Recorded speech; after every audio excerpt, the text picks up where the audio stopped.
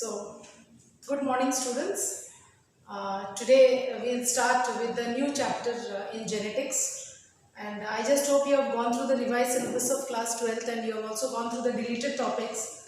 So, previously genetics was dealing with three chapters. One was principles of inheritance, the second molecular basis of inheritance, and the third was heredity and variation. Heredity and variation has been deleted, so we will be only now dealing with only two chapters. One is principles of inheritance and the second is the molecular basis of inheritance. Now, principles of inheritance will be quite comparatively more understandable and easy for you because the basics of inheritance you have already done it in class 10th. So, if you remember in class 10th we talked about Mendel's laws of inheritance. We talked about two crosses called as monohybrid cross and dihybrid cross. So, we are just going to recapitulate all of them once again, but with a better understanding as to how it has actually done or how it actually takes place. So, before we start this particular topic on genetics, what you need to understand is majority of the marks in the exams basically come from this chapter, that is genetics, and of course the linking topic to genetics is biotechnology, a very important chapter again, but at the same time we should not overlook the fact that the environmental sciences and reproduction is also equally important. But genetics I am specifically focusing because your concept should be very clear as far as genetics is concerned, and since many of you who are in the biology stream will want to pursue your further careers in biotechnology or genetics, your base needs to be very strong, children. So please pay attention, understand, and if you have any doubts, please revert back to me personally. I am always there to clear your doubts, right? So let us start. So first let us look into genetics. The term genetics itself says it's something to deal with what we call as genes. So when I say genes, we have to understand what is this particular word gene or how you are going to define a gene.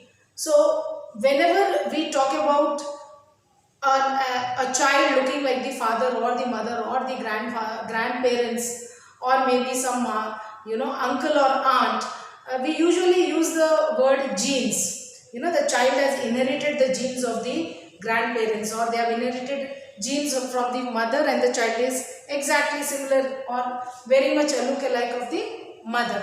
So somewhere we always come across this term genes. So we will understand what are these genes and how they are actually inherited from parents to offsprings, or how they are passed over from parents to offspring. And this entire process of passing of the characters in the form of genes from parents to their children, the children here are called as offsprings. So I repeat, the entire process of passing over of the characters in the form of genes from parents to their children is what we are going to deal with in genetics, or in other words we can call it as the term which is called as inheritance, or a more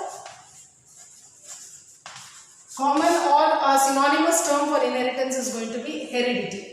So heredity is basically the process which deals to study how these genes are inherited from parents to their children, and that is what we call it as heredity. And in the first chapter in genetics which we are going to deal with is called as principles of inheritance.